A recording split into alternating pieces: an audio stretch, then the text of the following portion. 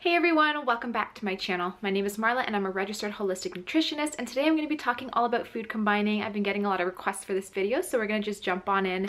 If you have SIBO, IBS, IBD, Crohn's, anything like that, or even just sluggish digestion in general, you do want to look into food combining. So the basis around food combining is that certain foods get digested really quick, whereas some foods digest a lot slower. And if you combine the two opposites or extremes together, you are going to have some foods that are just fully digested and just sitting in the gut while the other food is still trying to be digested. So you're going to get a lot of fermentation and food putrefaction, which causes bloating and a lot of toxins. Another issue would be some of the food gets digested really quickly, and so then the other food that needs a little bit more work just moves through the bowels without getting fully digested, and you just don't get the nutrients from it and you can become really malnourished. So I like to practice food combining as much as possible. I used to be very strict with it when I had IBS and SIBO. Now that I don't, I am not so strict with it anymore, but I do keep it in mind and do try to be mindful as much as possible. So I'm going to just share with you some of the main general rules. You can really dive deep into this and do a lot more research and really get nitpicky with it. I'm not going to be doing that in this video. I'm just going to be sharing with you the basic general guidelines. So to start, usually you want to make sure that the majority of your food, around 60% of your food that you consume in a day, is more water-based. So things like fresh fruits and fresh vegetables. You can steam them and stuff, that's fine, but just fruits and vegetables, you want to make sure you're getting a lot of that in your diet. They provide fiber, lots and lots of micronutrients, and they provide a lot of hydration to your body. So it's really important because it does give you a lot of the energy that you need for your thyroid and your adrenals and all the rest of the, your whole body really. So that's really important. And then the remaining 40% would be more nuts, seeds, healthy fats, legumes, rice, carbs, and lean proteins, a little bit of red meat, that kind of stuff. So in general, you just want to focus on about a 60-40 or a 70-30, but really make sure you're getting a lot of good fruits and vegetables in. If you have SIBO or any kind of poor digestion, you might want to, for a little while, steam or roast all of your vegetables and foods that are harder to digest. So even certain fruit, you might want to blend in a smoothie or put into a soup or something like that. Cellulose in the vegetables and in some fruit is really hard to break down, and if you are steaming it or blending it or something, you're going to break through that that tough cell wall, and that way your body will actually be able to not only digest the food properly and easily, but also get a lot of nutrients from it. So that might be something you want to consider. So in terms of food combining, like I said, everything gets digested at a different pace. So things like fruit and starchy vegetables like potato, sugars, so like maple syrup, honey, cane sugar, that kind of stuff gets digested like this, extremely quick, very fast, probably anywhere from 30 minutes to an hour. They do not stay in the stomach too long, or even in the gut. They move through really quickly.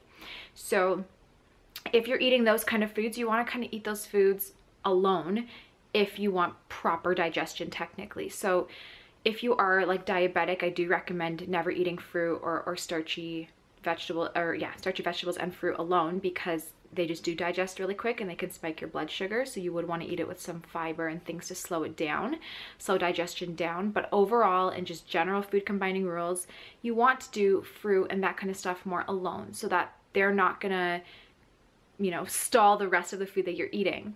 Proteins, healthy fats, and complex carbs take longer to digest. So things like wild rice, chicken, avocado, nut and seed butters, that kind of stuff takes longer. So if you are to pair, for example, a piece of chicken with some fruit, so some strawberries or mango, that's gonna really disrupt digestion, because your protein takes 6 to 8 hours, sometimes even longer to digest, whereas your fruit is in 30 minutes to an hour. When you combine them, your fruit is going to sit there and just putrefy and ferment while your body's still trying to break down that chicken, and you're going to get all those toxins and a lot of bloating.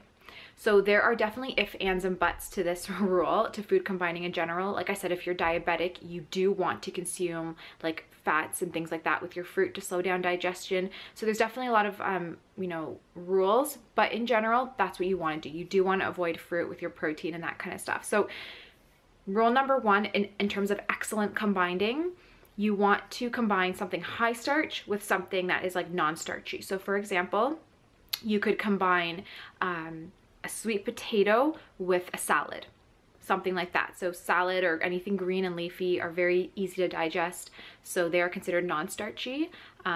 You know, the zucchini, that kind of stuff.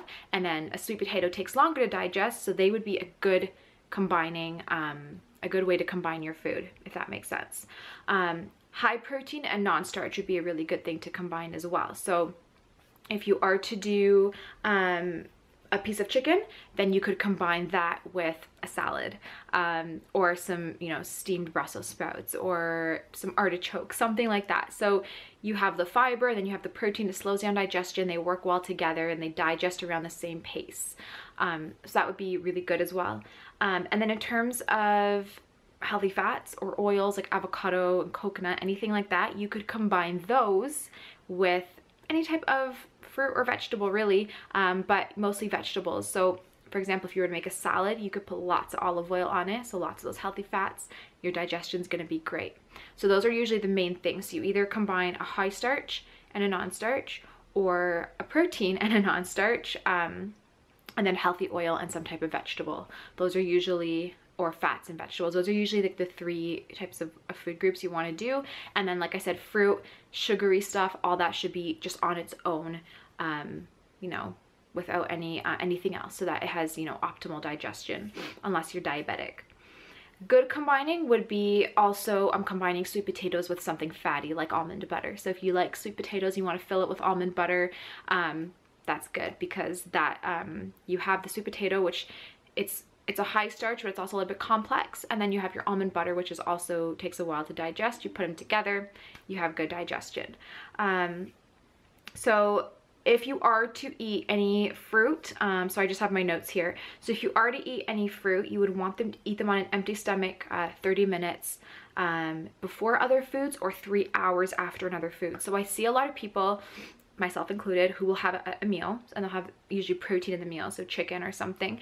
And then after their meal, they'll have a dessert, whether it's a fruit bowl or some ice cream or something that's like really high in sugar and really easy to break down. That completely destroys their digestion that they just, and that meal that they just had. So if you do want a dessert or fruit or something after a meal, wait 3 hours. Let your body really get a head start on that protein and the fats and anything else you ate in that meal, and then bring in the fruit 3 hours later, or some of that ice cream or whatever you do choose to have. So those are like the main rules. In terms of non-starchy vegetables, I'm assuming you guys are going to ask what that is. So that would be, like I said, lettuce and cucumber and celery, dandelions and eggplants and peppers. So really any vegetables. Things that are excluded would be potatoes, sweet potatoes, carrots, beets, anything that is higher starch. Even like cassava, if you're doing like a cassava chip or anything, that's all considered higher starch. So those would be separated. Things like rice and oats and that kind of stuff is also considered to be high starch. So again, separate that. So if you were to have a bowl of oatmeal, you would do oatmeal, and then you would do, you know, like a side of some sliced cucumber or something like that. That would be great. So oatmeal is considered high starch as well. So I hope that this video is not super confusing. I will leave the main rules in the description box below as well, so you can actually like look at them and physically remember them, hopefully. But those are the main rules. Like I said, there are so many exceptions and issues if you do want to slow down digestion. So if you are eating some fruit and you're diabetic, it'd be great to sprinkle ground flax onto the fruit or something like that, because healthy fats and fiber are really going to slow down digestion. So that would be something good to do. So definitely take the condition that you have, any type of autoimmune or digestive issue, and then look at the food combining rules, but then alter it to work with your type of diet and with, you know, yourself. So these are just the baseline rules. Like I said, you can take it in so many different directions and really get nitpicky. But I hope that this video kind of clears things up a little bit. I'm going to just recap one more time. You want to combine, there's 3 different ways to combine food. So you would do high starch, oatmeals, potatoes, rice, with a non-starch, so any type of like vegetable or peppers, that kind of stuff. So if you do a plate of rice and you top it with like a vegetable Indian chutney or something like that, that would be great. And then you could do high protein and non-starch as well, so chicken and a salad, or chicken and cucumber, that kind of stuff. And And then you would do healthy fats with any vegetables as well. So a salad with olive oil, or you could do avocado and some vegetables like peppers, or like a guacamole dip and carrot sticks, so that kind of stuff. So those are usually the main food groups. You really want to separate them. Anything that is high starch will get digested really quick, so you do want to pair it with something that's going to slow down the digestion a bit, but that is still at a similar pace. So a non-starchy vegetable. Protein gets digested extremely slow, so you do want to make sure you're consuming it with a non-starchy vegetable. As soon as something has sugar in it, it gets digested very quick. So a non-starchy vegetable takes a little bit longer, so it's great to pair with a protein. I do believe you can also pair proteins with fats, like chicken and avocado. Some people don't do well with that, but in general, because fat takes a while to break down as well, I do find that for a lot of clients, you know, especially protein and fats are okay as well. And then any type of vegetable with fats can be good together as well. So those are usually the main food combining rules. And then again, you can, you know, do what you like with that. Another thing you can do are high starch and fats. That's not bad as well. So you could do like oatmeal with almond butter on the top. That would be fine. Really poor food combining, so things you don't want to do would be high protein, high starch. So chicken and white potatoes would be bad. High protein and fruit, which I already mentioned, chicken and mango, which a lot of people do. I love doing that. Like I love doing like grilled chicken with like a mango salsa, but I don't do it too often. And then another poor combining rule would be high starch and fruit. So potato and then following it with a bowl of fruit. That would be bad because both get digested extremely quick. And then if you, you know, it'll just spike your blood sugar. If you eat like super starchy food, like white rice or something, and then fruit or something like that, or something sugary, it's gonna just go through you so quick. You're gonna get a spike in blood sugar and a spike in cortisol. So in that case, if you are to do fruit, I would do like ground flax, something to slow it down without completely stalling digestion. I hope that makes sense. I know it's a lot of info to just throw at you at once, and it's hard when there's no charts or anything, but I will leave them in the description box below so you guys can refer to that. If you have any questions or you're confused about anything, leave them in the comments below. I will get back to you as soon as I can. If you guys want more in-depth details on food combining, let me know in the comments, and I will try to do another video in the future where we really dive deep into it, and I give you lots of different meal examples. I will also be writing a food combining article on Holistic Spring, my business website, so make sure you're checking it frequently under the Learn tab, and at some point you'll see the article pop up whenever I get a minute to put it all together. So thank you so much for taking the time to watch this video. I love you all, and I'll see you in my next one. Bye!